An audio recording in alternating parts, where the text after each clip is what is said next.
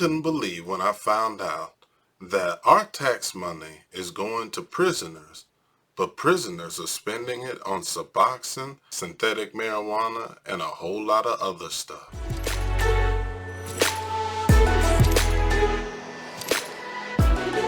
Hey, what's going on, everybody? This is David Brooks, the Cadillac Counselor, coming at you to tell you a little piece of my mind.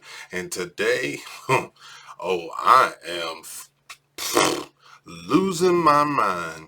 When I found out that all of these prisoners was getting stimulus checks, and they were telling me that they are spending thousands upon thousands on Suboxone and other drugs. Before I get into telling you all about that, make sure that you subscribe, hit the button, hit the link, give me a comment, because I always like to hear what you say. But think about this. There's two problems that I have. A1, how in the world are all of these people being able to get Suboxone, synthetic marijuana like K2 and Spice in the prisons? I was looking up many different articles about people and correctional officers smuggling these drugs into the prison system. You might say to yourself, who cares? These people, they're just living in this building, let them kill themselves.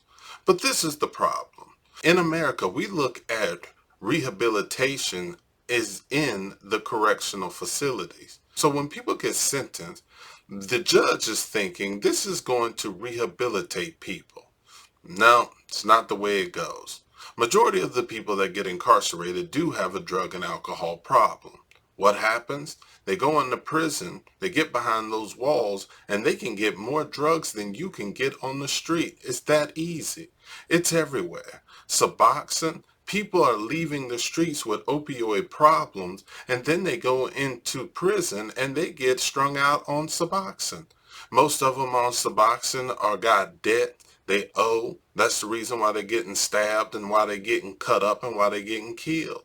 And if they're not getting killed, then they ultimately have to go to AGSEC just so they can stay to themselves so they can get some time without getting injured. People are gambling. People are doing anything in their possibility to keep getting high.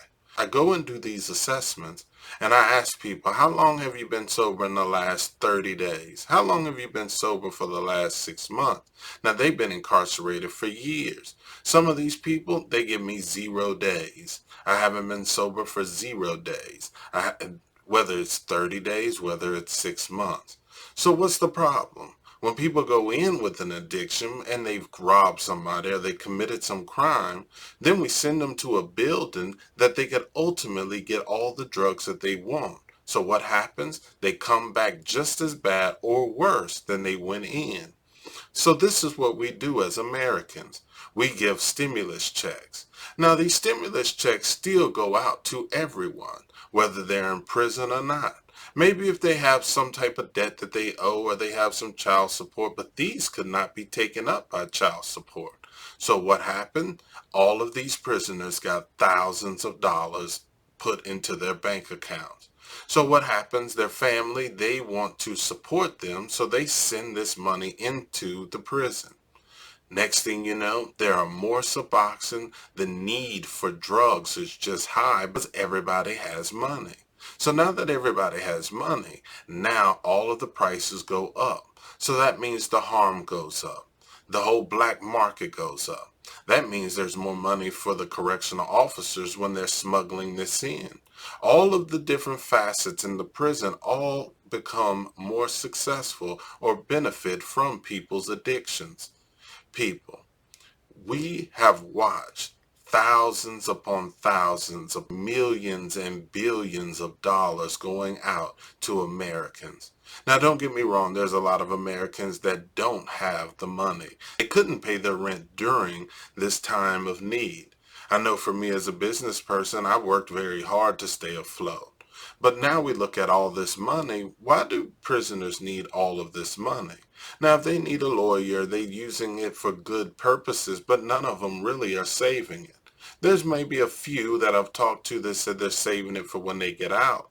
But most of them, if they had an addiction, they are using their stimulus check in prison to get more drugs. People, stimulus checks didn't help us. They kind of handicapped us.